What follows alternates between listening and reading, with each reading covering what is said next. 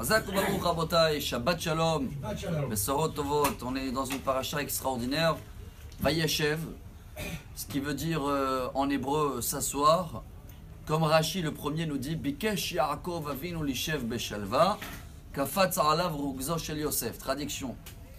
Yaakov voulait, comment on dit en arabe un peu, Aïcha, tranquille, après tout ce qu'il a galéré, avec Esav, avec Lavan, avec Dina, le viol, il voulait maintenant, ça y est, c'est l'époque où, tranquille, l'esprit calme, s'asseoir c'est se poser. Mais, Kafat Za'alav Rugzo Shel Yosef. Et dans la paracha, ça commence l'histoire de Yosef. Vous savez c'est quoi Yosef en hébreu? Rajouter.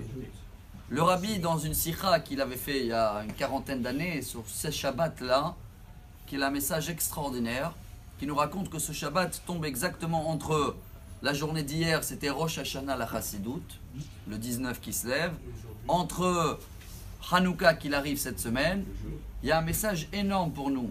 Ce qui veut dire, si on veut nous s'asseoir tranquille et penser qu'on a fini notre mission et on fait assez, Hachem il va nous faire des événements qui vont nous rajouter. Yosef, il va nous donner des choses pour bouger. Ce qui veut dire, si on arrive nous à comprendre le message, c'est quoi Rosh Hashanah la Chassidout, qu'est-ce qu'ils ont fêté et ça devient plus grand et plus grand de chaque année.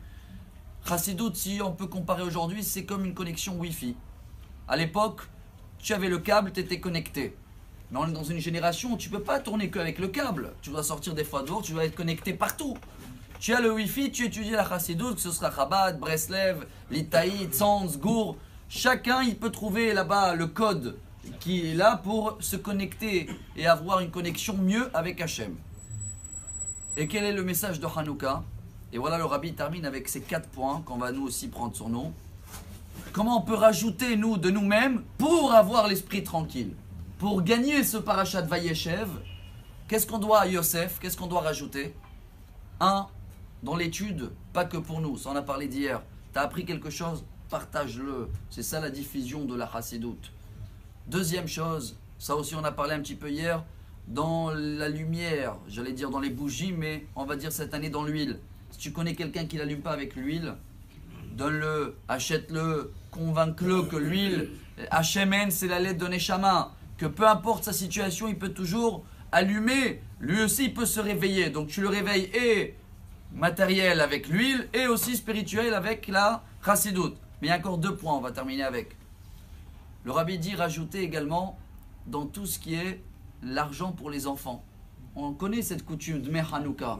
Et il tient à dire que chaque jour, tu rajoutes aujourd'hui tu as donné 2 shekels, pas aujourd'hui je parle Hanouka, le lendemain 3 shekels, 4 shekels. Pour qu'on apprend à l'éducation des enfants, tu vois Hanouka, on a gagné grâce à la Torah, rajoute mon fils dans la Torah et je vais te rajouter encore.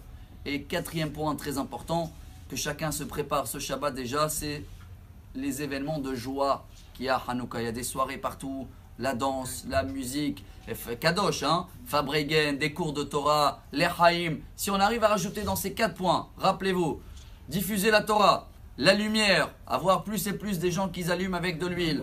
3, de l'argent donné à les enfants, à les petits-enfants. 4, chercher des endroits joyeux pour pouvoir fêter Hanouka. On a une garantie d'avoir des enfants, des petits-enfants, tous dans le chemin de la Torah, et que leur lumière et notre lumière va éclairer jusqu'à l'allumage des bougies de Shabbat et Mashiach. Amar Rabbi Elazar.